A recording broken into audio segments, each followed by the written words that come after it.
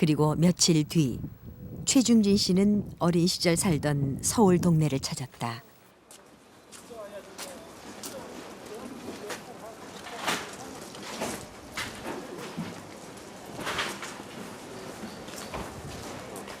이런 체양이며 석가래인데 특히 석가래. 예, 근데 그때는 이게 내가 어려서 그런지 막 대문도 크게 보였고 이 석가래도 막 웅장해 보였고 막 그랬는데 지금은 막 초라하기 짝이 없네.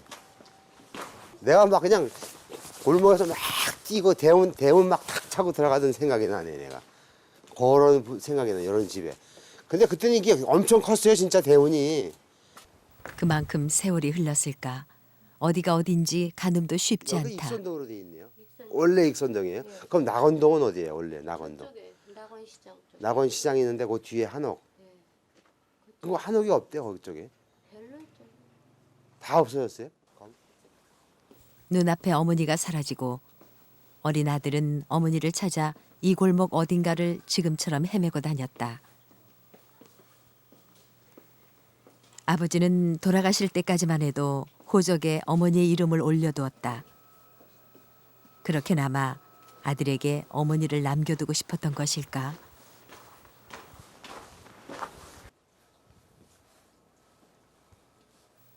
이 호적 등본이 있었기에 어머니가 언제든 찾아오리라 그는 믿고 살아왔다.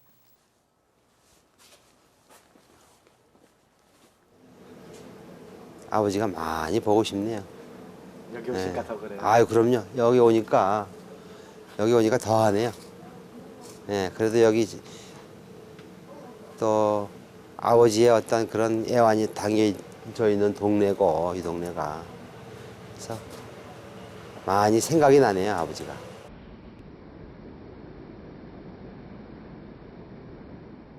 어머니의 남편, 나, 자식 두 사람이 아주 인생을 어떻게 사는 줄 아세요? 나는 그동안 얼마나 고생하고 사는 줄 아세요? 60이 넘을 때까지. 누구 때문이에요 이게? 보세요. 내가 이거 보면 기가 막혀요. 내가 이게 뛰어난 지가 몇 년이 됐는 줄 아세요? 한 20, 30년 됐을 거예요. 왜 이거 뛰어났겠어요? 내 어머니 찾으려고. 예. 내가 어제 그래서 낙원동 뒷골목을 다 찾아다녔어요 여기. 세상에 50년 대 이렇게 인생을 이렇게 해놓고 팔순이 돼서 이렇게 오셔가지고 말이에요. 어머니는 쏟아지는 아들의 원망을 그저 묵묵히 받아들인다. 여자의 몸으로 어떻게 여기까지 이렇게 오셨나 사셨나 하는 게 아들로서도 수수께끼야 그런 문제가. 내 마음속에 내가 하고 싶은 건 어머니 이렇게 다 모든 거 다 해드리고 내 어머니는 진짜 어머니하고는 안 마주쳤으면 좋겠어. 서운할지 모르지만은 4살 때서부터 내 울면서 다니는 사람이 어머니 때문에. 지금 무슨 말을 할 수 있을까? 어머니는 그저 죄인이 될 따름이다. 내가 피눈물이 나려고 합니다. 지금. 자식이 어머니한테 왜 이런 말을 해야 되나. 술 같은 거 절대 드지 마시고 술을 하시게 되면은 사람이 이게 머리가 판단이 흐려져서 이게 실수도 많이 하게 되고 그래요. 그러니까 임당동 그 뚱뚱이 할매하고 잘 이렇게 해서 좀 언니 동생처럼 이렇게 사세요. 어머니를 뭐라 한 것 같아서 내 미안한데. 수저는 뭐 하시는 거예요? 아, 요 수저는 쓰시던 거를 사다 긁어 먹어서 되게 요거는 여기다 놔두고 가야 다음에 또 병이 없으셔가지고 건강하게 사신다네요. 그래서 이걸 놔두고 가려고요. 여기다 이렇게 놔두고. 그렇게 매정하게 퍼붓더니 어머니 건강하시라 수저 한 벌을 남겨두는 아들. 사실 한 번의 한 풀이로 50년 세월의 벽이 단박에 허물어지기야 할까. 여기 맞는데 그 열쇠가 요게 대문 열쇠. 방에 불은 여기. 어머니의 새 보금자리. 아직은 냉골인 방 안에 아내가 마련해준 이부자리를 펴드린다. 다음에 올 때까지 추위 타지 않게 기름도 넉넉히 넣었다.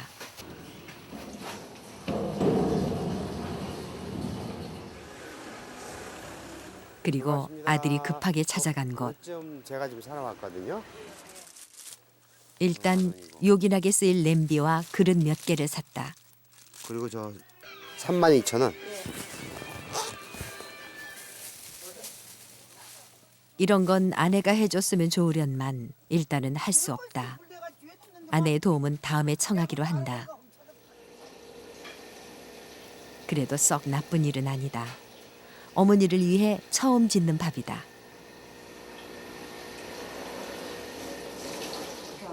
당분간 이곳에 혼자 남겨질 어머니. 이렇게 다시 겸상을 하려면 어머니는 또 지루한 시간을 견뎌야 한다. 급하게 마련한 한 끼치곤 제법 구색을 갖춘 것이 아들 스스로 대견한 모양이다. 아들이 솜씨를 한번 발휘해본 거니까 잡숴보시 한번. 딱 어머니가 딱 챙겨줘서 이렇게 아들을 잘 이렇게 키워놔야 될 그런 거 아니에요? 잘해 먹였어. 그때 다 먹였어 내가. 몇 살 때 잘해 먹였어요? 되겠다. 전만 먹인 거? 자, 요거 잡숴봐. 나는 이 자반고등어 이거. 어머니를 향한 말에 가시가 빠지진 않아도 아들의 얼굴은 한결 편안하다. 이렇게 조금씩 다가서는 걸까? 뭐가 어머니가 또 봤어 어디요? 사실 어머니가 이렇게 초라한 모습이 아니었다면 안녕하세요. 아들의 복잡한 심경은 저 사진 훨씬 덜했을지 찍는 것 좀 모른다. 내려고요.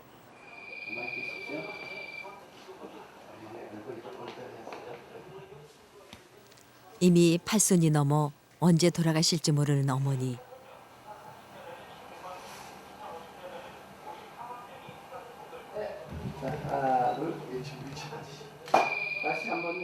혹시 이렇게 뒤늦게 만난 것도 하늘이 준 마지막 선물이었을까? 됐습니다.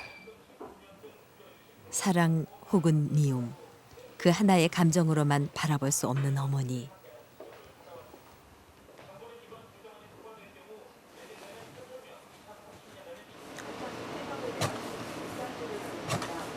어머니의 사진을 한참이나 쳐다보던 최중진 씨. 네. 네, 이건 다 된 거죠? 문득 그중 한 장을 집어든다. 어머니 사진 한 장 없었던 게 평생의 한이었는데 환갑을 넘어 이제야 어머니 사진 한 장을 갖게 됐다.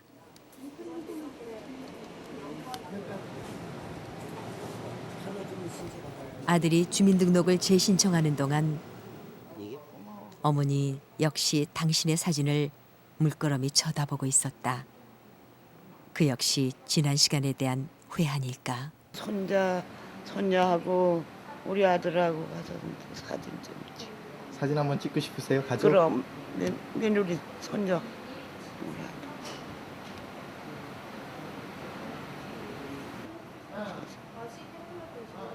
아들. 이래서 아들 날 보람 있고 난 택시 자가용도 타보고. 내가 아파서 찌러지들 자르고 병원에 잘 왔네. 어디에 어머니만 그럴까? 이렇게 해본 적이 없는 일이 몸에 밴 듯 나오는 걸 보면 아들의 마음도 영락없이 어머니와 같다.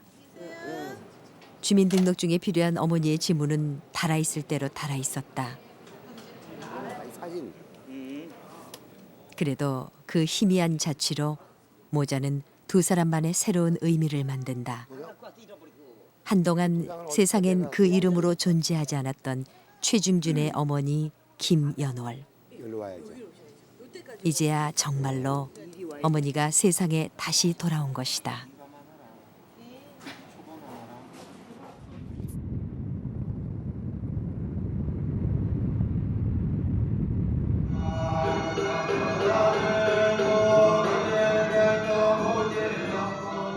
아들이 돌아가기 전 어머니는 어디론가 동행을 청했다. 아들이 지난 20년간 어머니를 위해 제사를 올렸듯이 어머니도 20년간 이 절을 찾아 아들의 안위를 빌었다.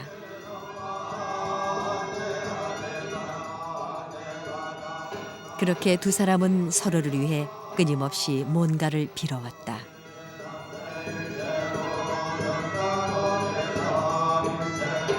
결혼도 하고 가정을 갖고서부터는 조상에 대한 어떤 그런 그리움도 있고 또 무슨 명절 때 되면 나는 항상 우울하더라고. 어떤 엄마에 대한 그리움, 죄책감. 이 양반이 어디 가서 살았나, 돌아가셨나.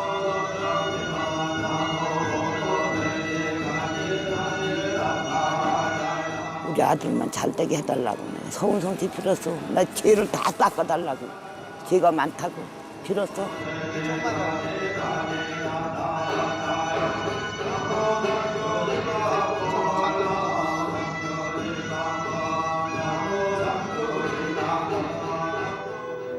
어머니는 웃었지만 아들은 마음의 옹의를 채 풀지 못했다.